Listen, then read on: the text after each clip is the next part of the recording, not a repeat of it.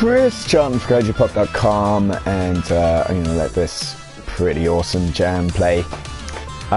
Today we're looking at Degeneration on the PlayStation 4. This is Degeneration HD, also out on PC, I believe Xbox One, I believe every platform, even iOS if you really want to torture yourself. This is a remake, reissue, redo of Degeneration, which was an Amiga game from like 1993, I want to say, maybe 92.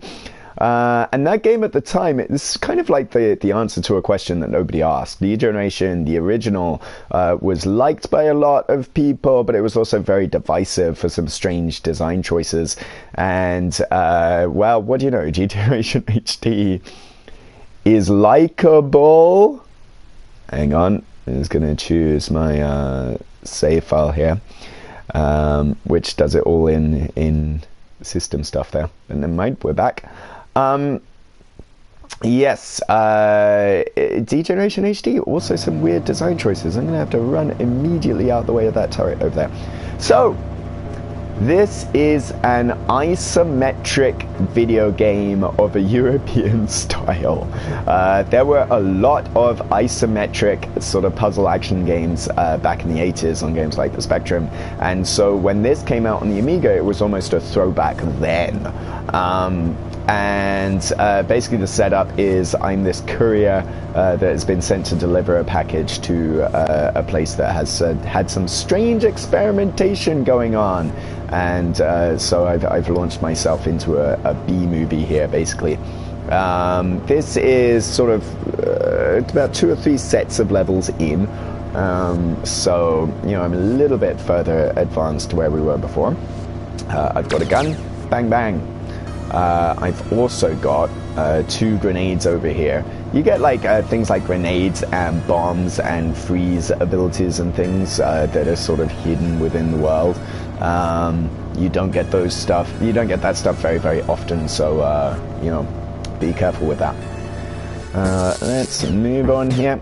So the basic setup is there's all sorts of crazy security systems, and there's all sorts of like these B-movie type creatures that have come along, and this is where really you see the technical quote-unquote upgrades that have gone on with this HD Redux. That really kind of make the game look a lot worse. I wish there was, considering the game has barely changed, I really wish there was a standard graphics mode, because the standard graphics mode made everything look, I don't know, kind of, yeah, B-movie-ish, but it's things like, if I go back in here, see the turret over there, that thing that's going around in circles that looks like an alien tentacle?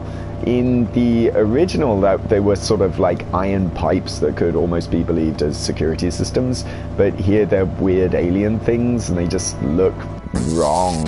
Like everything, a lot of this game just looks wrong. Your guy looks wrong in his orange jumpsuit, and the transparency effect on the walls, a massive pain, because sometimes these walls turn transparent, sometimes these walls don't, and very often when they don't turn transparent, it's when they're hiding like a lethal electrified floor that's here. But anyway, let's get going, and hit this switch right there.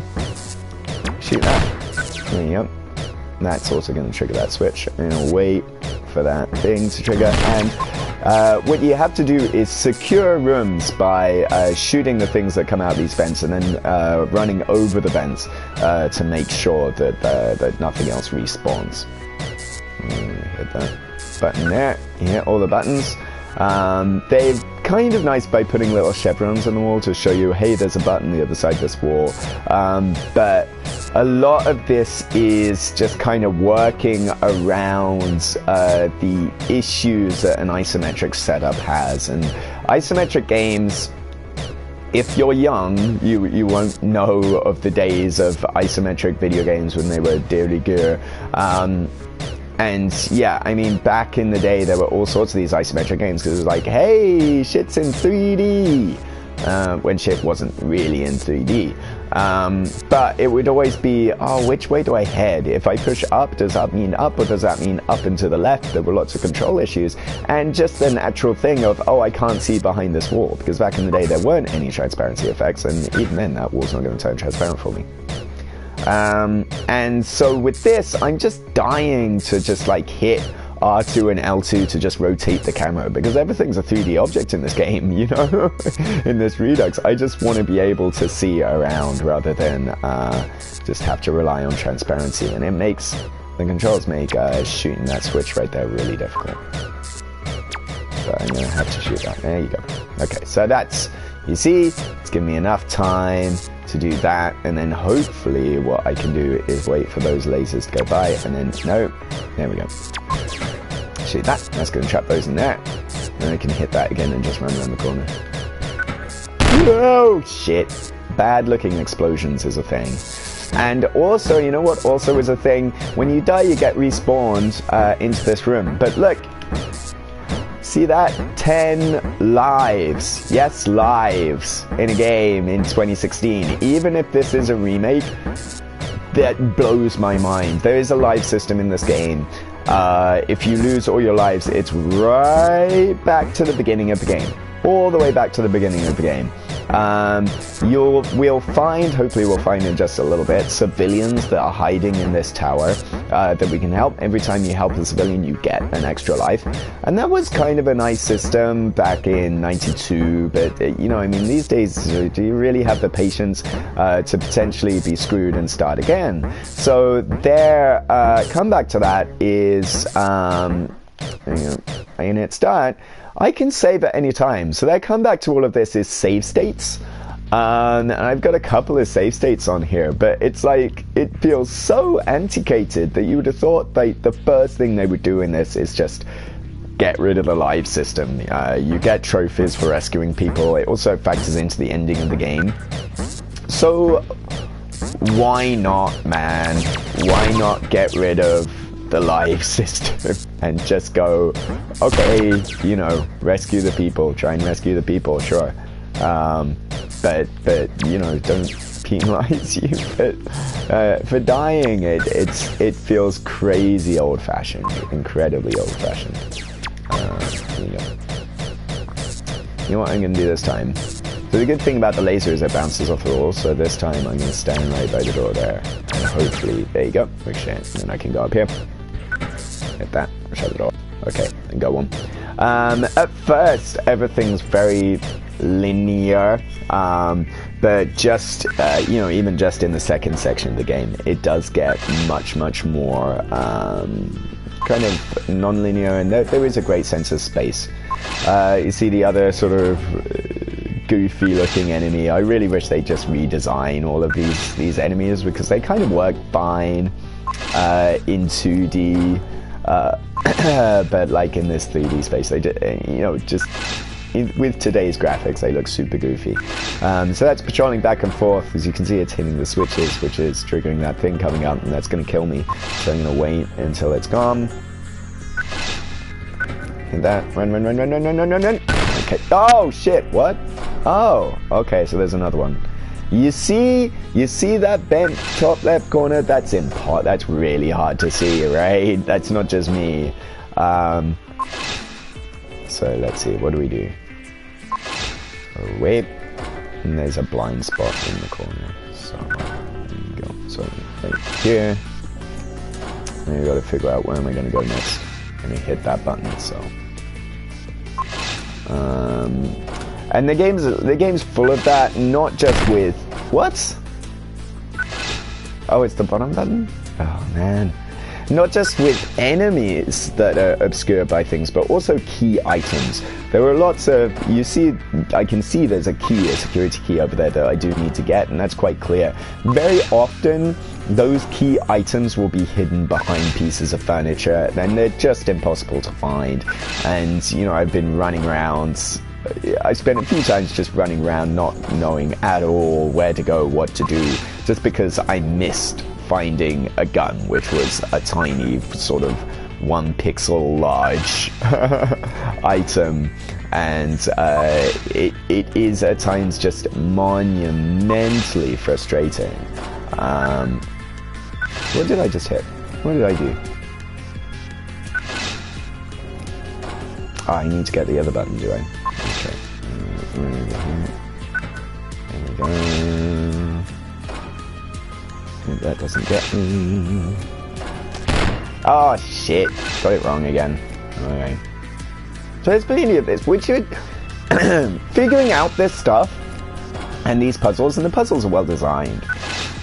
But doing it knowing that, oh, I'm running out of lives, and it just makes you, when I was playing much more seriously earlier on, I was saving after every room, and that just gets to be such a bind, you know, and it is kind of this thing of, well, if I was playing on an emulator, I could just hit a function key to do that, just do a hotkey to, like, save my state, but, you know, I'm not playing on an emulator, I'm playing this on a console, and it's just immensely frustrating to have to stop, quick back to the system menu, save, you know, do all of that stuff. It's distinctly antiquated in a kind of baffling way. So I wonder what's in this room here. Nothing. This is just a safe space to hide out in, I guess. Okay. Oh, this switch is it.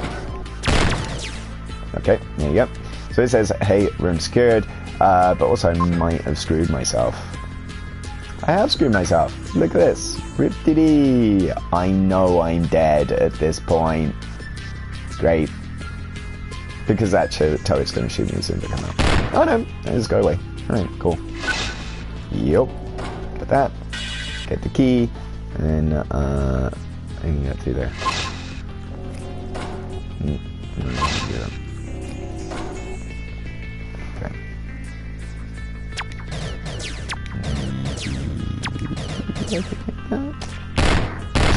Shit. Oh, it starts again. Oh,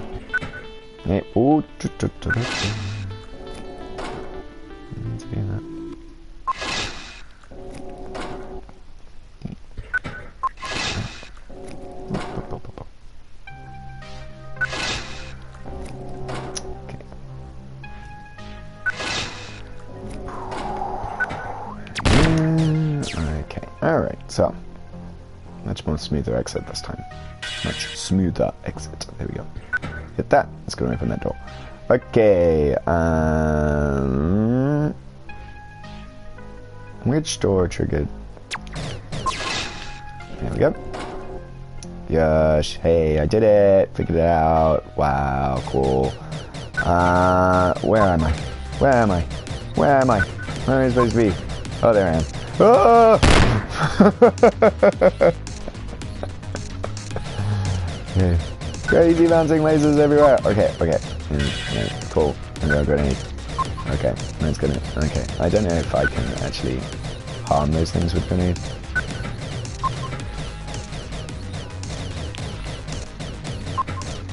Yeah, vamos.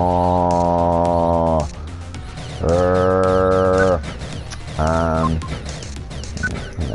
you go. Good.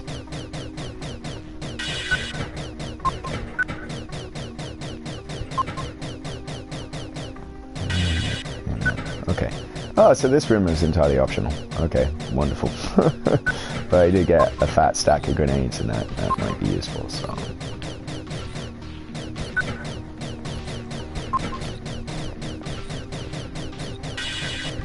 Just gonna want to go in there. Wait until it's in the room. Shit! Nah. Okay. But if I don't need those grenades, then I don't need those grenades, so I'm just going to take this all the way back. Having wasted 7 lives. Thanks. So, yeah, save states, man. Should really use save states all the time. Always be saving, especially when you die like that. Jeez. And that's frustrating. That is really frustrating. Like, frustrating in the sense that it is, as I said, so antiquated and so bizarre. Just like, why did you... Shit! You know, why did you make those decisions? So I got 1 life remaining here, so I'm probably going to die and get sent back all the way to the start of the game, but at least that way I'll show you the start of the game, I suppose. There you go. Ah, but that shuts 2 things. Oh, jeez. Go, go, go, go, go, go, go, go, go, go, go, go. Let me do it outside too. Okay. So back to the net on there.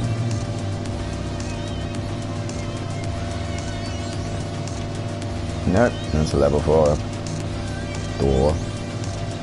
Which door is the level 1 door? Not that one. This one.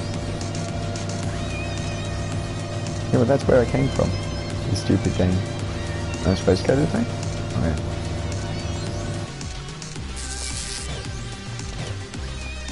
yeah. Yeah. Alright, fair enough. Oh, I teleported in here, that's right. I haven't been in this room before.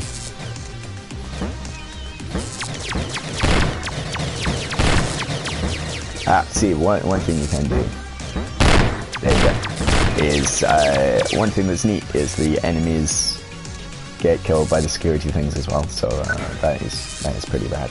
I mean, like, there's all sorts of things where it's like very much like a lot of these, you know, very unique, shall we say, very sort of esoteric, old computer games. There's a lot where it does cool ideas, and I like a lot of the ideas that it has, but it's just it at the time was hamstrung by these sort of designs, and some of them were constraints of the platforms or whatever, and some of it was just, I don't know, just like the language of video games at the time being different. And oh, okay, I know what I'm supposed to do. Shoot switch. There you go. Oh no, see, that's quite tricky because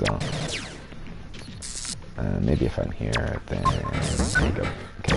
Whoa! There we go. Scared that room. Yeah, I mean, some of it was just like design constraints at the time, platform constraints at the time, and some of it was just like the language of video games being very different.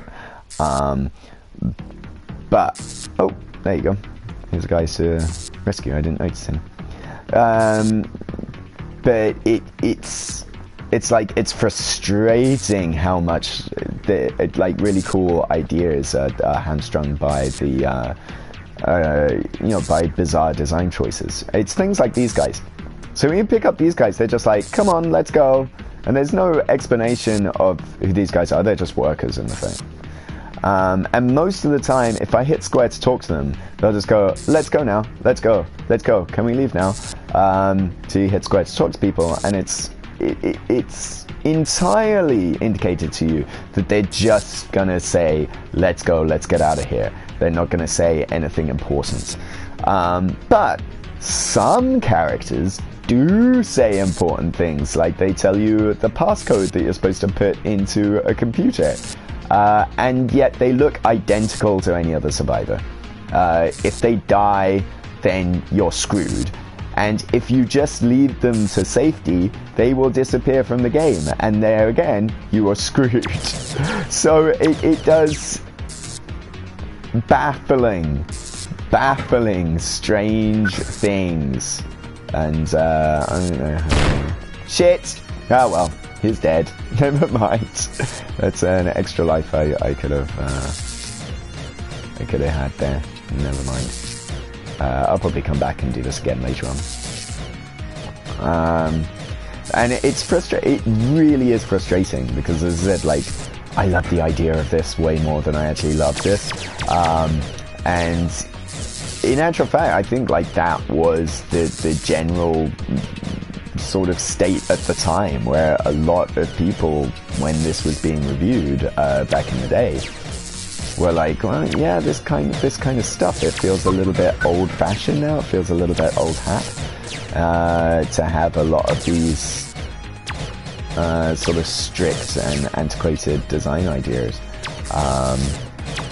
And that absolutely, if that was the case, look, if that was the case nearly 25 years ago, holy shit, is it the case now? And man, is it frustrating getting an angle to hit that switch. Because if you hit straight, it's just going to bounce back off the door and trigger the switch to go off again. See? Gotta get in that room. Now, one thing that is cool is the music.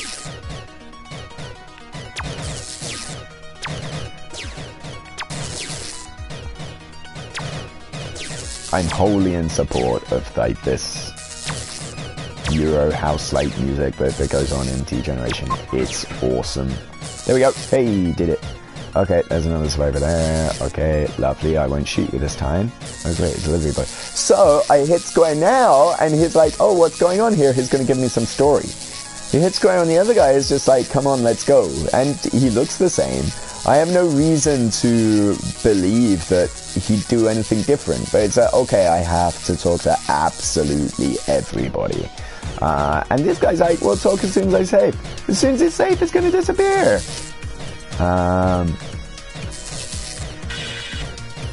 Nope, we don't want to rectify you, mate.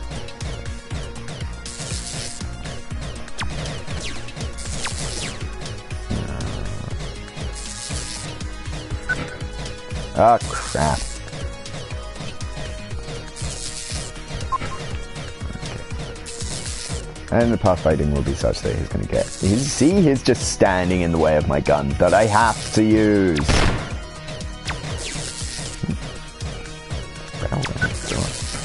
There we go. Actually, in the original game, one thing they have tweaked is that you could be killed by your own laser gun in the original game, and they have sort of nicely taken that out. But there you go, I've run and I've died, so it's going to dump me back at the start of the game. So there you go. This is what the start of the game looks like. It looks like pretty much the same stuff. Honestly, I'm going to sound really negative about this game because of just those the baffling, why is it in 3D but I can't rotate? You know, I just want to rotate the freaking camera so I can see what's going on. The sort of oblique pixel hunting goes on. The silly rules about rescuing people, about talking to people, some of the dumb puzzles. But I love the music of the game. I love just like the atmosphere it creates, and like, you know, running through the different floors. A lot of the puzzles are well designed. A lot of the sort of encounters are well designed. The HD version looks awful. I really wish that there was a standard graphics mode, but there you are.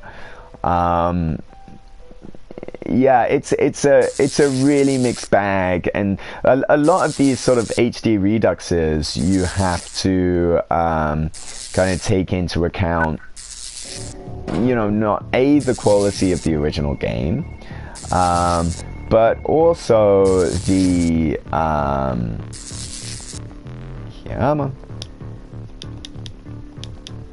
it's just deride story stuff. Yeah, so they're experimenting with viruses, chemical warfare, all of those things. There you go. Off you go. And then there you go. So you see my life counter went up because I rescued a person. But yeah, I mean, you kind of have to take into account with this stuff, okay, the quality of the original game and then the quality of the remake as its own thing. And D-Generation, I think I like D-Generation despite itself. And there was, you know, the thing about an HD remake is that it could have fixed everything. And instead it's been, well, let's stay faithful to all of the original mechanics and change the graphics. And it's like, the graphics weren't really the problem with D-Generation, it was the other shit that you could have fixed and didn't. So yeah, D-Generation, good game, bad Redux, and so you'll have to take that into account when you plop down your $10-15 or whatever on PSN. But Degeneration HD, it's on wherever you buy your video games, unless you buy your video games on Wii U, I think. Yeah, there you go. Chris Charlton for CodeYourPop.com. Thanks for watching. Bye bye.